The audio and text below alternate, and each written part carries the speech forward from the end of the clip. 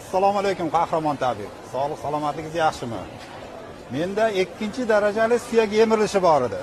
1 oy bo'ldi mana shu nol artrit degan tabletkangizdan mana chuvalchangdan keyin Chuvalchang chumchuq talqoni. chumchuqni talqonidan qilingan ekan. Mana kavrak ekalasini 1 oy ichdim. Men hozir xudo xolasa 99% og'riq yo'q. Chidab bo'lmasdi og'riqqa. Mana 1 oy bo'ldi, 1 oyda rezultat bo'ladi dedi bayon tabib. 1 oyda rezultatini bildim. Xudo xolasa yana keldim. Tugavdi bu mana.